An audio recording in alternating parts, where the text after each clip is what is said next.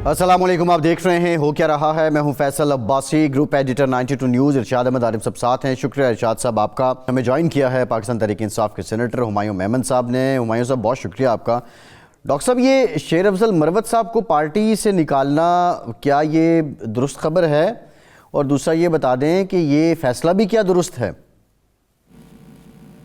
बिस्मिल्लाहिर्रहमानिर्रहीम, इय्याका नअबुदु व इय्याका नस्तईन। देखें, इस वक्त मुझे इसके बारे में कुछ इल्म नहीं है कि उनको निकाला है नहीं निकाला, क्या वजूहात थी क्या नहीं वजूहात थी, मुझे उसके बारे में कुछ इल्म नहीं है। नंबर 2, अगर कोई ऐसी वायलेशन कोई करता है तो उनको obviously there are always party rules and वो हैं।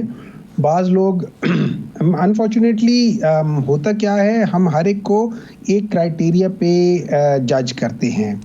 और मेरी नज़र में, मतलब लेट्स से मेरी तबीयत में और किसी और की तबीयत में ज़मीन आसमान का फ़र्क होगा। तो अगर आप मुझे भी उसी क्राइटेरिया पे करेंगे जिस पे किसी और को करेंगे, हो सकता है मैं उसमें सब स्टैंडर्ड हूँ या मैं बेहतर हूँ, कोई और सब स्टैंडर्ड हो। हालांकि at the end of the day वो मुझसे 10 चीज़ों में बेहतर हो, एक चीज़ में ख़राब हो। तो ये सारी चीज़ों को, लेकिन देखिए बात ये हो जाती है पार्टी वायलेशंस। अब मुझे भी पता है कि क्या चीज़ें पार्टी के विद इन लिमिट्स होनी चाहिए। जैसे हमें पता है कि चोरी नहीं करनी चाहिए, हमें पता है लोगों का जो मैंडेट है वो चोरी नहीं करना चाहिए। अगर आप इसके बावजूद भी चोरी करते हैं तो फिर उसका हम कुछ कर नहीं सकते। नहीं, मैंडेट का मामला और है ना सेनेटर साहब। सवाल ये है कि आप क्या समझते हैं क्राइटेरिया जो है, क्राइटेरिया क्या शेर अफजल मरवत पार्टी क्राइटेरिया पे पूरा नहीं उतर रहे या पार्टी शेर अफजल के क्राइटेरिया पे पूरी नहीं उतर रही? देखिए, इस तरह है कि पार्टी हर एक चीज़ से बड़ी है। तो शेर अफजल हो या मैं हूं या कोई भी हो, हमने पार्टी के क्राइटेरिया पे पूरा उतरना होगा। अगर हम फर्ज करें पार्टी के क्राइटेरिया से बहुत ज़्यादा अपने आप को समझते हैं, then that is where you know the problem starts. अच्छा, ये फरमाएं कि शेर अफजल मरवत साहब इलेक्शन से पहले भी इसी तबीयत के थे, इलेक्शन के बाद भी इसी तबीयत के थे। पार्टी को कब ये एहसास हुआ कि शेर अफजल मरवत साहब जो हैं वो उस क्राइटेरिया पर पूरे नहीं उतर रहे? एक बात। दूसरा ये है कि क्या उनका सिर्फ पार्टी डिसिप्लिन की खिलाफ वर्जी का इल्ज़ाम है या कहीं उन पर इल्ज़ाम है कि वो कंप्रोमाइज़्ड हैं और पार्टी को नुकसान पहुँचाना चाहते हैं?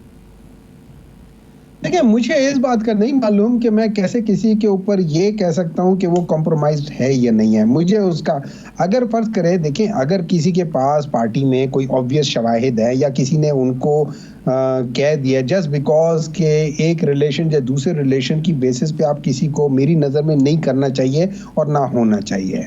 हाँ, अलबत्ता ज़रूर ये है कि अगर कोई वायलेशंस ऑफ द प्रोसीजर होती है, या let's put like this, election से पहले उन्होंने बहुत अच्छा रोल प्ले किया था। लेकिन ये याद रखें कि उन्होंने जिस लिहाज का रोल प्ले किया था ना, दैट वाज जरा एक्सेंट्रिक रोल था।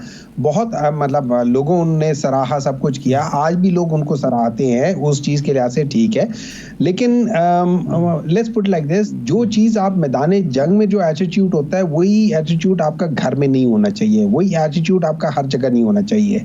मैं हो सकता है आपके प्रोग्राम में एक तरीके से बात करता हूँ, मैं हल्का यारा में किसी और तरीके से बात करता हूँ। सो मुझे हर जगह के एटिकेट्स, हर जगह के लिहाज से मुझे देखना पड़ेगा, वरना प्रॉब्लम्स हो जाती हैं। और unfortunately that is why it is, I personally admire his help towards PTI, लेकिन at the same time if he has, या किसी ने भी अगर रूल्स को तो तोड़ा है या उसको बार बार कहने के बावजूद उनको इग्नोर कर रहा है, that is not right, क्योंकि डिसिप्लिन मेरे लिहाज से सबसे इंपॉर्टेंट चीज़ होनी चाहिए। अच्छा डॉक्टर साहब, ये फरमाएं कि बाज़ लोग ये कहते हैं कि पहले एक अटैम्प्ट हुई परवेज़ खटक साहब और महमूद ख़ान के ज़रिए पार्टी को KPK में नुकसान पहुंचाने की, वो नाकाम हो गई। लेकिन शेर अफजल मरवत उनके मुकाबले में कारकुनों में ज़्यादा मकबूल हैं। तो अगर बाकी उनको निकाला जाता है और वो फिर MNA शिप का भी मामला उनका होगा, तो उसके बाद वो पार्टी को कितना नुकसान पहुँचा सकते हैं? क्या कारकुनों में वाकई वो इतने मकबूल हैं कि अगर वो स्टैंड ले जाएँ कि जी मैं तो बिल्कुल ठीक था, मेरे साथ ज़्यादती हुई है, साजिश हुई है, तो कारकुन उनका साथ दें? देखिए, मुझे इसका मालूम नहीं है, मुझे सिर्फ एक चीज़ का पता है, ठीक है। जो जितने भी कारकुन हैं, जितने भी अवाम हैं, वो शेर अफजल मरवत के साथ नहीं है, वो इमरान खान के साथ है। यही जो एक गलत फहमी थी ये परवेज खटक को भी थी, यही एक गलत फहमी हर उस शख्स को थी जो ये समझता था कि वो बहुत बड़ा लीडर है और उसने इमरान खान को सपोर्ट करने की वजह से इमरान खान जीता है। और जिन जिन लोगों ने, आपको पता होगा इससे पहले बहुत सारे केपी में ऐसे लोग, शख्सियतें आई कि जिन्होंने बड़ा लोगों को फैसिनेट किया, लेकिन जो ही उन्होंने इमरान खान के अगेंस्ट जाना शुरू कर दिया या उन्होंने इमरान खान को छोड़ना शुरू कर दिया, हर एक ने उनको छोड़ दिया और उनको उनकी एक्चुअल औकात का पता चल गया। बाकी रह गई बात कि क्या है क्या नहीं है, तो जहां वो क्या कहते हैं, जहां 100 ओपोनेंट्स हैं वहां 101 हो जाएंगे। अच्छा, ये पड़ता है डॉक्टर साहब ये बताइए कि बैरिस्टर सैफ से मुतालिक भी अब जुनैद अकबर ने कहा कि उनसे भी पार्टी ओहदा वापस लिया जाएगा। बैरिस्टर सैफ को पार्टी ओहदे से हटाकर अली अमीन गंडापुर को क्या पैगाम दिया जा रहा है, क्योंकि पहले उनसे भी ओहदा वापस लिया गया पार्टी का? देखिए, मैं आपको एक चीज समझाता हूँ। ऐसा है कि आपको मुझसे बहुत ज्यादा इल्म होगा, and that was one of the problems with me and मेरे जैसे बहुत सारे लोग जो इमरान खान के साथ बहुत अरसे से थे, कि हम लोग पार्टी को 100% टाइम नहीं दे सकते थे। मैं मतलब हमारा कोई ऐसा जरिए मुआश नहीं था कि जो बगैर काम किए वो हो जाए। जैसे कोई हो ना, इंडस्ट्री होती है, कुछ चीज़ होती है, हमें फिजिकली काम करना होता है। कोई जॉब कर रहा होता था, मेरी सर्जरी नहीं होगी तो कुछ नहीं कर सकूंगा, तो उस लिहाज से हम पार्ट टाइम किस्म के लेते हैं। अब आ जाते हैं जब आप एक गवर्नमेंट की पोजीशन पे होते हैं, जैसे आप रिप्रेजेंटेटिव ऑफ द गवर्नमेंट हैं, ठीक है, उसके साथ आप पार्टी पोजीशन को चलाना तकरीबन नामुमकिन है। और इसमें एक बात याद रखें, आप लोग जब अली अमीन गंडापुर की बात करते हैं, मैं बात कर देता हूं, आपको एग्जांपल देता हूं। इमरान खान के होते हुए जब परवेज खटक सेक्रेटरी जनरल थे और चीफ मिनिस्टर बने, उनसे सेक्रेटरी जनरल का ओहदा ले लिया गया था। इसी तरीके से हर वो शख्स जो उस वक्त, अगर आप देखें, उस वक्त और भी बहुत सारे ऐसे लोग थे जो पार्टी ओहदेदार थे लेकिन उनको मिनिस्ट्री मिल गई थी या उनको कोई इस किस्म के, उन सब को छोड़ना पड़ा था। सो मेरे नज़र में पार्टी ओहदे रखने वाले लोग और गवर्नमेंट के ओहदे रखने वाले लोग, इसमें कॉन्फ्लिक्ट ऑफ इंटरेस्ट आ जाता है। तो इसमें इनको अलग अलग होना चाहिए, इनको दोनों चीज़ें नहीं रखनी चाहिए। अच्छा, अब डॉक्टर साहब मुज़ाकरात की तरफ आ जाते हैं। मुज़ाकरात शुरू हुए, लोगों की बड़ी उम्मीदें थीं, तवक्कुआत थी, मुज़ाकरात ख़त्म हो गए, आपने ख़ुद ख़त्म कर दिए। अब इरफान सिद्दीकी साहब जो उस कमेटी के मेंबर हैं, पार्लिमानी लीडर हैं सेनेट में मुस्लिम लीग नून के, उनका कहना है कि अब तो हम मुज़ाकरात की मेज़ पर नहीं आएंगे और ये चैप्टर हमने क्लोज़ कर दिया है, ना हमारे पास कोई ऑप्शन है और ना हमारी तरफ से कोई पेशकश है। तो अगर दोनों सियासी जमातों, सियासी क़ुव्वतों के दरमियान मुज़ाकरात नहीं होते, एक डेडलॉक की कैफियत रहती है, तो जो आप चाहते हैं वो कैसे हासिल होगा, या मुल्क को इस्तेकाम कैसे मिलेगा, मुल्क आगे कैसे बढ़ेगा? आखिर कल को अगर आप मुतमन्नी हैं कि आपको इक़्तिदार मिले, अगर मुल्क की मईशत तबाह हो गई, मुल्क अदम इस्तेकाम का शिकार हो गया आप दोनों की लड़ाई की वजह से, तो मामलात कैसे आगे बढ़ा सकेंगे? तो क्या हल आपने सोचा हुआ है, और मुज़ाकरात के अलावा आपके पास क्या ऑप्शन है? देखिए, सबसे पहले तो हमने उन्हें कहा ही नहीं है कि आप हमसे मुज़ाकरात के लिए हमें पेशकश करें। अगर वो समझते कि वो नहीं करना चाहते, और इसमें गलती उनकी अपनी है। मेरी नज़र में जब तीसरा राउंड हुआ था और हमने इन राइटिंग चीज़ें दी थी, अगर फ़र्ज़ करें 2 सीनियर मेंबरान जिसमें राना सनाउल्लाह हैं और इंफॉर्मेशन मिनिस्टर अता तारड़ हैं, अगर वो लोग प्रेस कॉन्फ्रेंस करके हमें कहते कि ये चीज़ नामुमकिन है कि हम जुडिशल कमीशन बनाएं, तो शायद हम नज़रअंदाज कर देते। लेकिन जब उनके दरमियान में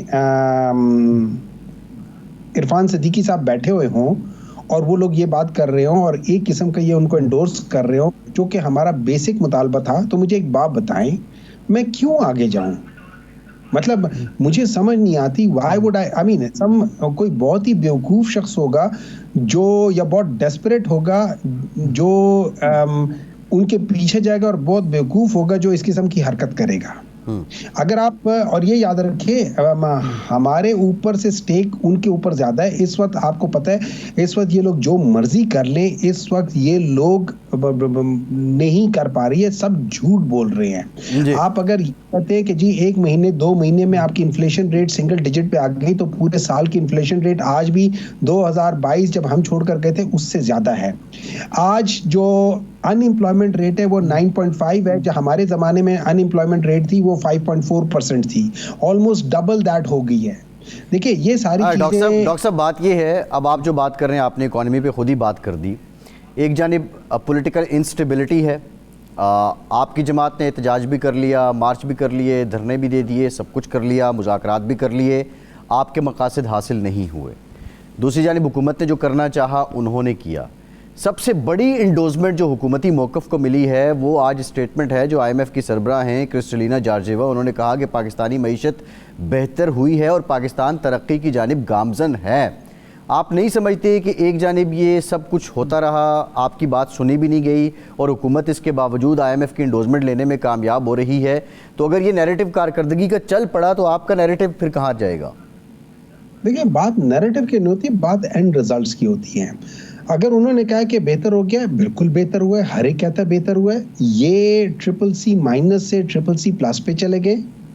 अगर ये CCC- से फर्दर नीचे चले जाते तो फिर तो इनका और भी मतलब CC पे चले जाते, तो इसका मतलब है कि वहां तो मेल्टडाउन शुरू हो जाता है। तो ये बिल्कुल एट द वर्ज, आप ये समझे कि आप जब खड्डे के बिल्कुल आपका आधा पांव खड्डे में हो, आधा पांव जमीन पर हो, उससे आप तकरीबन 1 फुट आगे आ जाए या 6 इंच आगे आ जाए, यस आपने अपने आप को बचा लिया। लेकिन क्या आप ऐसी जगह पे करें कि थोड़ा सा भी कहीं मसला हो जाएगा, आप बड़ी तेजी से करेंगे। उसमें यह है कि कहीं भी किसी वजह से भी पॉलिटिकल इंस्टेबिलिटी या जो चीजें हैं, अभी फर्ज करें कुछ चीज हो जाती है, anything that happens, it will not sustained.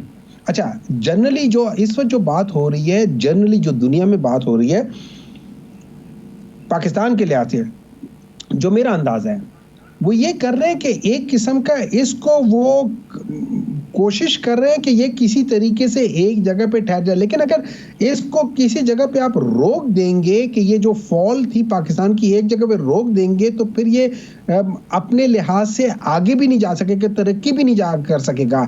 कितने लोगों ने कहा हुआ है कि हम इतने इतने पैसे देंगे, लेकिन इन रियल सेंस जो डेवलपमेंट हो रही है पाकिस्तान में वो नहीं हो रही। आज भी जो लार्ज स्केल इंडस्ट्री है वो नेगेटिव में जा रही है। डॉक्टर साहब चलें, ये एक सब्जेक्ट है, लेकिन क्वेश्चन ये है कि पॉलिटिकल इंस्टेबिलिटी हमारा जहाँ से हमने आगाज़ किया था कि अगर डायलॉग नहीं होता तो इंस्टेबिलिटी कैसे ख़त्म होगी। दूसरा, अब आप अपोजिशन अलायंस बना रहे हैं। अपोजिशन अलायंस बनाने में मौलाना फजल रहमान से भी आपके राब्ते हुए हैं। एक तो ये बता दें कि इसकी तकमील कब तक हो जाएगी, दूसरा क्या मौलाना इस पे ऑन बोर्ड हैं, और अलायंस भी अगर मुज़ाकरात के बगैर कोई हल है उसके पास तो वो क्या है? देखिए इस तरह 2 चीज़ें हैं। नहीं, इसमें मैं इजाफा कर दूं डॉक्टर साहब इसमें मैं इजाफा कर दूं। कल की जो इजलास के बाद, खाने के बाद खबर चली वो ये है कि मौलाना फजल रहमान कहते हैं कि PTI पहले हमारे साथ एक मुआहदा करे, उस मुआहदे के बाद अलायंस की नई शक्ल सामने आएगी। तो वो क्या डिमांड्स हैं जो मौलाना फजल रहमान साहब JUI आपसे कर रही है?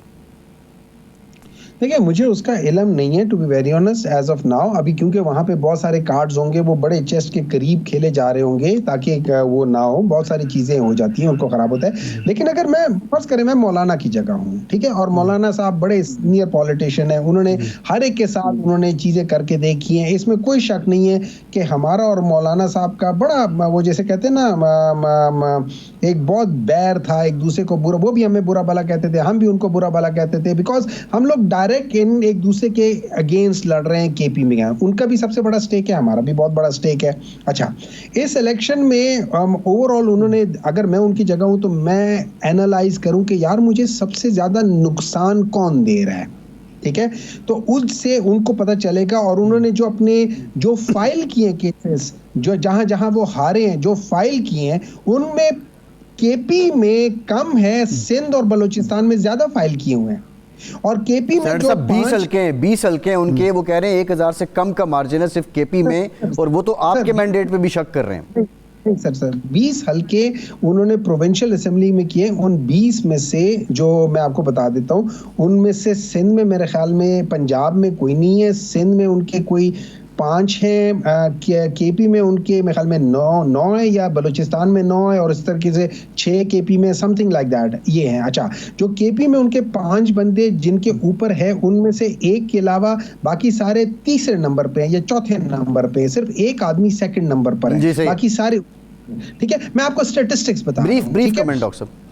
और नेशनल असेंबली में तो अगर मैं मौलाना की जगह हूं, मुझे सूट करता है कि पीटीआई के साथ मिलकर इलेक्शन लड़ूं और अपने लेट्स से कि अगर मैं एडवाइस दूं पीटीआई को भी और उनको भी, मैं कहूँगा यार देखो पीटीआई हारी है, 25 सीटें हारी है या 20 सीटें हारी है, ठीक है, आप मौलाना के साथ बात कर लें और मौलाना को कहें कि ये 20-22 सीटें आपकी। जी ठीक, बहुत शुक्रिया डॉक्टर साहब। सेनेटर हुमायूं मेमन साहब, आप हमारे साथ मौजूद। नहीं ये इरशाद साहब, ब्रेक के बाद वापस आते हैं, हमारे साथ रहिए।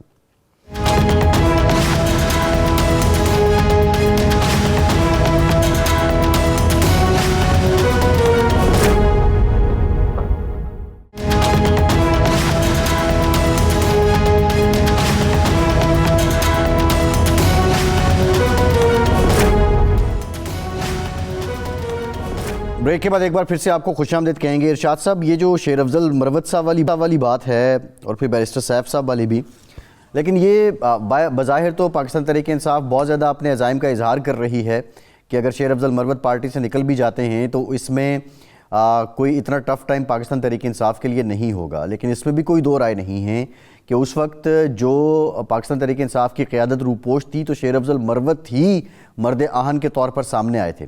आप क्या समझते हैं, शेर अफजल मरवत को अगर साइडलाइन कर दिया जाता है, पार्टी से निकाल दिया जाता है और MNA शिप उनकी वापस ले ली जाती है, तो क्या शेर अफजल मरवत इस कैपेसिटी में हैं कि वो आटे में नमक जितना डेंट भी PTI को दे सकें, या बिल्कुल अनकंसिडरेबल एंटिटी होंगे वो? अच्छा, इसके दो पहलू हैं। एक पहलू तो ये है कि कोई भी सियासी जमात हो, कोई भी मजहबी जमात हो, कोई भी मकबूल तरीन शख्सियत हो, पार्टी से जब कोई एक शख्स निकलता है या एक ग्रुप निकलता है तो नुकसान तो उस पार्टी को होता है। जो लोग पहले गए हैं, मिसाल के तौर पर अगर परवेज़ खटक गए हैं या महमूद ख़ान गए हैं या पंजाब से फवाद चौधरी साहब गए हैं और लोग गए हैं, ये तो क्या कहा जा सकता है कि उनके जाने के बाद भी पार्टी को जो नुकसान पहुंचाना मकसूद था या जिन नताइज की तवक्को की जा रही थी वो हासिल नहीं हुए, इनको मजबूर करने वालों के या इनको निकालने वालों का या नई पार्टी बनाने वालों को। लेकिन ये हकीकत है कि अगर ये लोग पार्टी में मौजूद होते तो क्या पार्टी की ये हालत होती या इससे कहीं बेहतर होती। अगर ये शख्सियात जहांगीर तरीन है, अलीम ख़ान हैं, फवाद चौधरी हैं और जो लोग हैं परवेज़ खटक हैं, ये पार्टी में मौजूद हों और उसके बाद मकबूलियत का यही आलम हो तो पार्टी की पोजीशन क्या होगी और आज क्या है, ये तो है पार्टी के नुक्ता नज़र से सोचने वाली बात। लेकिन इससे मुखालिफिन जो जिस खुशफहमी का शिकार हो रहे हैं उन्हें भी बहरहाल ये बलूज़ खातिर रखना पड़ेगा कि जी आज तक ये सिर्फ इस पार्टी का मामला नहीं है। इससे पहले मुस्लिम लीग नून से जो लोग निकले, शायद खाकन अब्बासी साहब निकले हैं, तो मुस्लिम लीग नून को क्या नुकसान हुआ है, कितना नुकसान हुआ है। इससे पहले भी कई लोग, मियां अज़हर साहब चले गए और लोग चले गए, पीपल्स पार्टी से लोग निकलते रहे, बड़े बड़े कदावर लोग, मुमताज़ भुट्टो जैसा आदमी, हफीज़ पीरज़ादा, मौलाना कौसर न्याजी, ग़ुलाम मुस्तफ़ा खान, ग़ुलाम मुस्तफ़ा जतोई, ये लोग हैं।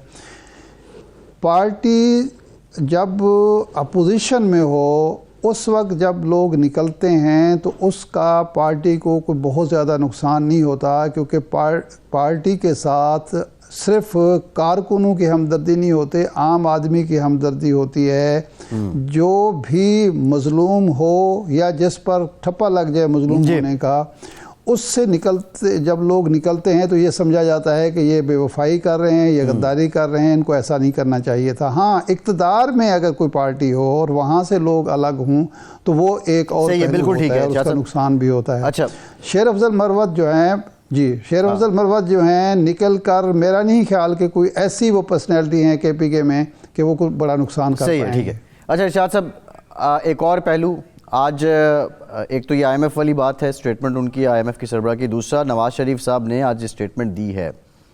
उन्होंने ये कहा है कि बेईमानी से लाए गए शख्स ने मुल्क की बुनियादें खोखली कर दी, और दूसरा ये भी कहा कि जवाल का रुख तरक्की की तरफ मोड़ दिया है, एक बार फिर पाकिस्तान को संवार रहे हैं। ये कॉन्फिडेंस जो मियां नवाज शरीफ साहब का आया है, और फिर वो अपने एक रिवायती नैरेटिव तरक्की, कामयाबी, तामीर, इस पे आ रहे हैं। आप समझते हैं कि एक साल में हुकूमत ने इतना कर लिया है कि नवाज शरीफ साहब के पास अब ठोस दलील है अवाम में जाने के लिए?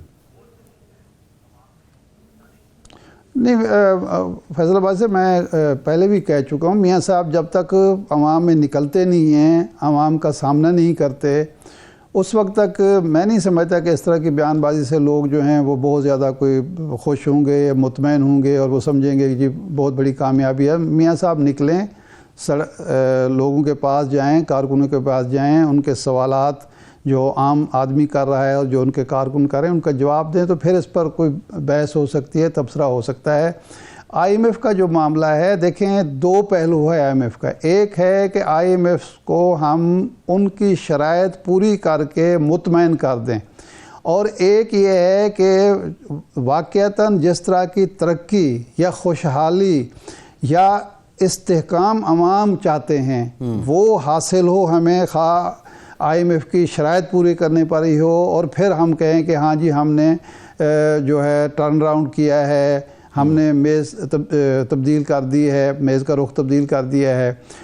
ये आदाद शुमार के ज़रिए मुतमईन करना, देखें ना, अब जो कल भी हम डिस्कस कर रहे थे कि अगर हमारे चीफ जस्टिस साहब बैठ के डेलीगेशन को मुतमईन करने की कोशिश करें और बताएं, तो ये तो कोई ऐसी बात नहीं है जिस पर फ़ख्र किया जा सके। जी इरशाद साहब, टाइम ख़त्म हो गया। बहुत शुक्रिया आपका। आज के प्रोग्राम से इतना ही, इजाज़त दीजिए।